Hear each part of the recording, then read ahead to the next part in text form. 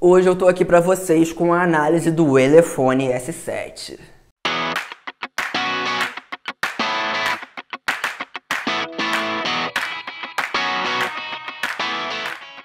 Galera, eu queria começar esse vídeo pedindo desculpas por quando essa análise tá saindo. Eu sei que eu atrasei bastante, mas pra quem não sabe, isso foi um problema muito chato que eu tive aqui, porque a minha câmera foi roubada, ela foi extraviada. Vou deixar no cardzinho aqui em cima um vídeo onde eu explico mais sobre o assunto, se você quiser entender por que disso ter acontecido. E eu estou gravando essa análise com um smartphone, que é o ZTE Axon 7.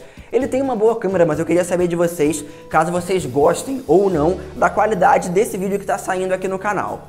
Só que olhem só pelo lado bom. Eu tô com esse aparelho há quase 3 meses, mais de 3 meses testando na verdade. Então eu tenho muita coisa bacana pra contar aqui pra vocês. Eu comprei ele na Gearbest, tá? O link vai ficar aqui na descrição do vídeo.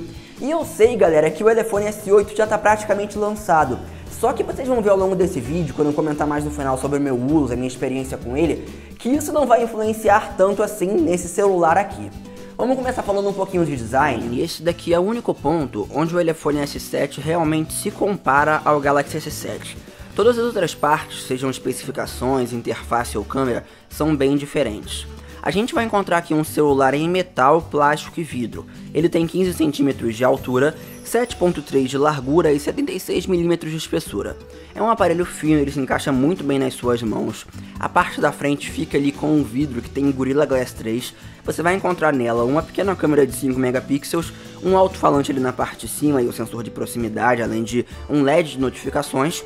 Lá embaixo está um botão de multitarefas, ele atua tanto aí com algumas funções como voltar e aplicativos recentes, como também com a função de leitor de digitais. Nas bordas você vai ver do lado direito os botões de volume e o botão de ligar. No lado esquerdo está a gaveta para chips, que é uma gaveta híbrida, você vai encontrar ali a possibilidade de colocar 2 chips do tipo nano, ou ainda utilizar um micro SD e um chip nano. Lá embaixo tem 2 alto-falantes, só que só um deles funciona. Tem uma entrada USB que infelizmente não é Type-C, a Elephone optou pelo USB padrão, pelo micro USB.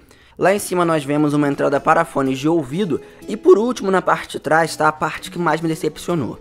Você vai ver ali uma câmera de 3 megapixels, um flash de LED, lá embaixo tem a logo da Elephone e outros logos que mostram as certificações do aparelho, só que infelizmente a traseira é em plástico. À primeira vista pode parecer que é metal ou que é vidro, mas só que não é. Infelizmente é uma traseira de plástico, ela arranha bastante, pega muitas marcas de dedo. Só que isso, na minha opinião, nem é a pior das coisas. Eu acho que o pior é a Elephone fazer uma propaganda tão grande que o celular possui reflexos muito incríveis na parte de trás. Só que na prática não é nada assim, galera. Vocês vão reparar no Elephone S7 que justamente por ele ter um acabamento em plástico, a gente vai ter ali, na verdade, um reflexo bem estranho, tanto quando você projeta o celular contra a luz, como também quando você tenta ver o seu próprio reflexo. Então, isso daí foi uma coisa que eu não gostei. Agora, falando um pouquinho do display, nós temos aqui uma situação no mínimo controversa. O que acontece é o seguinte, o display do celular tem 5.5 polegadas, a Elephone não informa qual a tecnologia utilizada nele, então eu diria que é um IPS LCD, pelo que eu tô acostumado a ver na própria Elephone e em outras marcas chinesas. Nessa parte da frente a gente vê uma tela Edge que infelizmente não tem bordas tão Edge assim. É um Edge meio falso, se é que a gente pode categorizar dessa forma.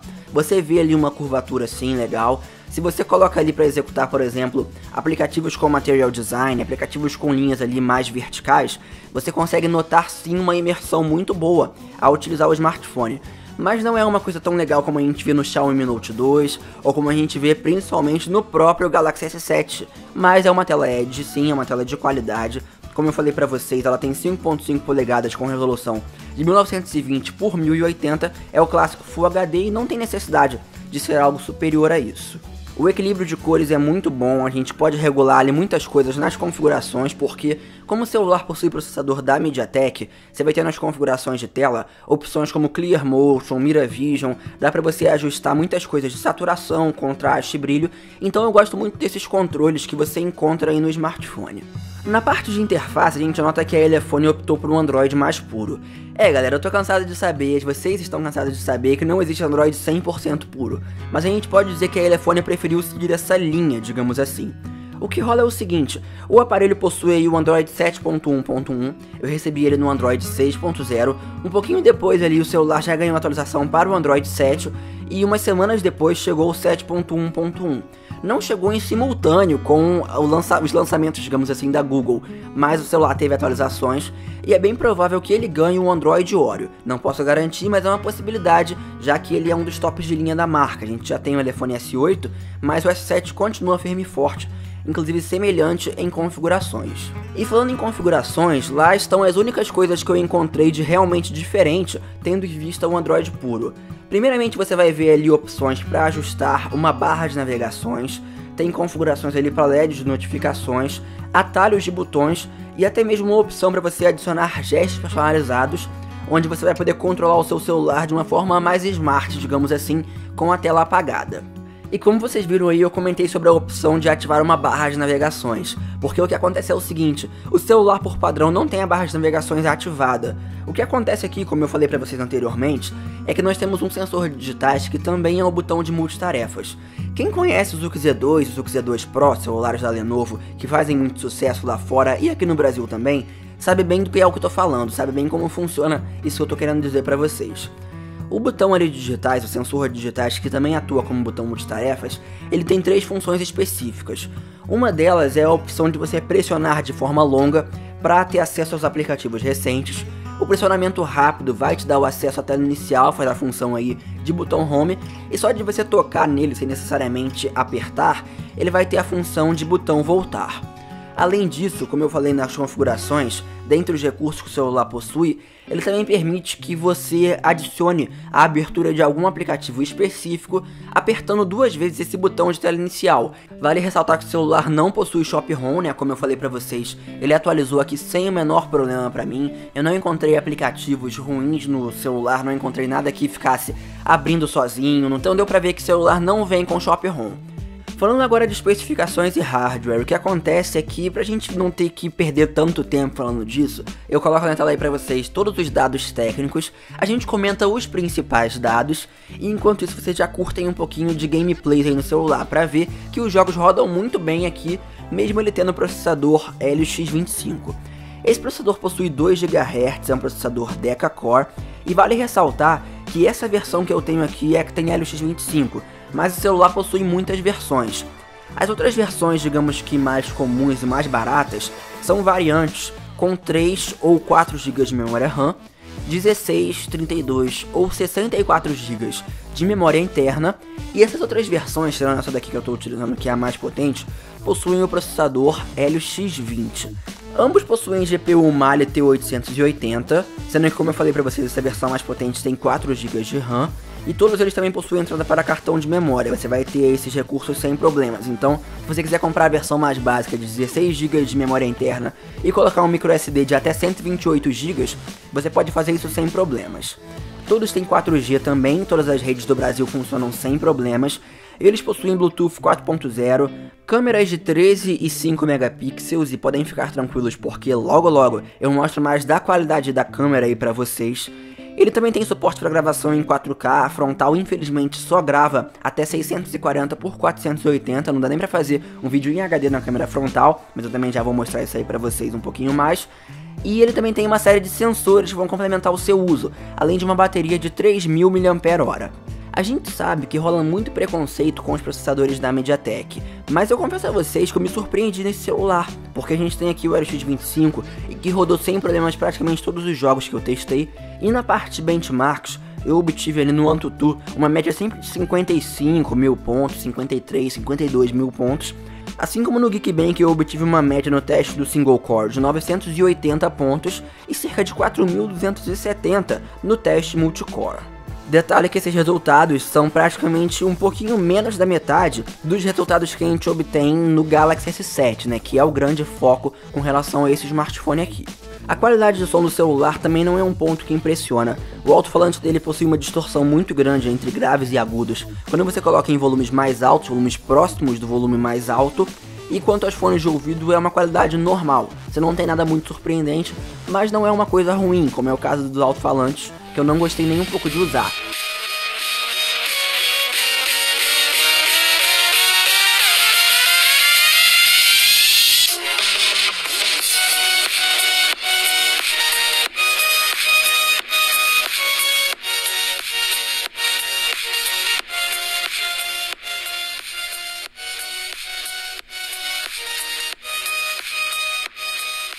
O mesmo ocorre com a bateria, eu não obtive resultados legais de bateria aqui no Elefone S7 não.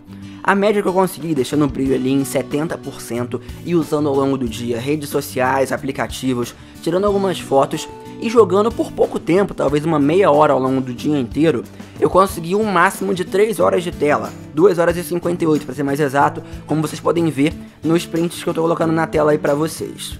Eu realmente esperava mais da bateria do Elefone S7, mas a gente tem que ressaltar, né, que como é uma bateria pequena, uma tela de 5.5 polegadas e uma tela bem brilhante, diga-se de passagem, você, se utilizar o brilho em 100%, não vai conseguir assim chegar a uma média tão boa de bateria. Então é um ponto que infelizmente deixou a desejar aqui nesse smartphone. Agora vamos a um ponto que com certeza vocês querem saber mais, que é a questão da câmera aqui do Elefone S7. O que acontece é que nós temos aqui uma câmera muito regular. Ela faz boas fotos na luz do dia, se você estiver ali no pôr do sol você vai ter fotos bem legais. Tem um macro interessante, é um macro assim que não é de todo modo ruim. Só que se a iluminação diminuir um pouquinho, se você estiver num ambiente fechado, ou se estiver à noite com uma luz normal ali, naquele ambiente low light, digamos assim, as fotos saem muito granuladas. Ela tem um problema muito sério quanto à parte software, porque o aplicativo padrão de câmera, ele tem uma lentidão muito grande para você tirar fotografias. Depois de tocar ali no botão do obturador, ele pode levar até 3 segundos para conseguir capturar uma foto. E se sua mão tremer um pouquinho ali assim, você já vai perder a foto, ela já vai sair tremida, já vai sair uma foto bem estranha. Nas configurações dela a gente tem várias opções, desde opções para mudar a exposição e o balanço de brancos, até mesmo alterações ali no tamanho de megapixels, e você vai ver ali várias opções de tamanho para tirar as suas fotos. Quanto à parte de vídeo, ele tem suporte a 4K na câmera traseira, mas a câmera frontal deixa a desejar porque, como eu já falei pra vocês, ela faz vídeos só até 640 por 480, então com a sua frontal você não vai conseguir fazer aí nenhum stories tão legal no seu Instagram utilizando esse modo de vídeo aí da câmera frontal. Ele também tem uma coisa muito curiosa, que é a opção de você ativar fotos em RAW. Eu não vi qual é o sentido desse RAW aqui, pessoal, porque fotos em RAW, para quem não sabe, basicamente são fotos mais puras, livres de modificações e que geralmente vão ter ali as cores mais naturais para que você possa trabalhar mais na edição delas. Só que quando a gente compara uma foto em RAW com uma foto normal, a gente vê que as fotos em RAW na verdade tem uma saturação um pouco melhor. Então isso é uma coisa muito estranha, eu meio que desconsiderei esse modo de RAW que a gente vai encontrar aqui no Elefone S7. Tirando esses detalhes, é uma câmera que você consegue usar ali em luz ambiente, mas diminuir um pouquinho a iluminação, pode esquecer, porque vão ser fotos granuladas, e se você não tiver com um tripé ou não tiver uma mão assim que vai ficar muito parada, as fotos vão sair tremidas. Tá, mas aí com todos esses atributos você chega pra mim e pergunta: Rafinha, o Elefone S7 ainda vale a pena? O que acontece, galera? Como vocês sabem, o mercado ele sempre cria tendências. E a tendência desse celular aqui era um corpo de smartphone padrão, porém com características que se assemelham ao Galaxy S7. E eu acho que ele consegue fazer isso muito bem, apesar de ter algumas diferenças bem grandes, bem notáveis. Mas ele consegue fazer bem essa semelhança com o S7, essa cópia, digamos assim. Só que no caso do Elefone S8, a gente pode ver que ele segue uma tendência de mercado que não é a tendência exatamente do Galaxy S8. O S8 ele também tem esse Infinity Display, essa coisa toda, mas o Elefone S8 ele tem características que, na minha opinião particular, estão mais ali para o Xiaomi Mi Mix, que é um aparelho um pouco mais quadrado, não tem assim aquela coisa tão diferenciada assim, apesar de que é um aparelho muito diferente do Elefone S7. Só que falando de especificações e usabilidade assim, vocês vão ver que essa versão aqui mais potente do Elefone S7, como eu já falei pra vocês, tem o Helio X25, né, que é um processador, um dos melhores processadores da MediaTek, apesar dele não conseguir bater tão bem com seus concorrentes. É um bom processador, eu já comentei tudo isso aí pra vocês ao longo dessa análise e acho que deu pra vocês entenderem sobre a usabilidade dele. E no caso do Elefone S8, ele também vem com Helio X25, também vem com 4 GB de RAM e 64 GB de armazenamento. Então eu diria que os celulares serão semelhantes em vários pontos, porém com a parte do design, com o foco do design em pontos específicos. No caso aqui para um smartphone mais normal, de corpo mais normal, mais comum, e no caso do Elefone S8, um aparelho com um design mais futurista, voltado aí para o Infinity Display, para aquela tela infinita, para a ausência de bordas. Então, se a gente comparar aí no fim das contas, a gente consegue reparar que o Elefone S7 e o Elefone S8 são boas compras, e o fato de a gente ter o lançamento da nova versão da linha S do Elefone S8, não vai influenciar tanto assim no Elefone S7. Enfim, se você tiver gostado desse smartphone, o link para compra vai ficar aqui na descrição do vídeo. Com isso eu vou encerrando o vídeo de hoje, pessoal. Deixa o like se você tiver gostado desse vídeo aqui, se inscreve no canal. Eu vou ficando por aqui, pessoal. Valeu!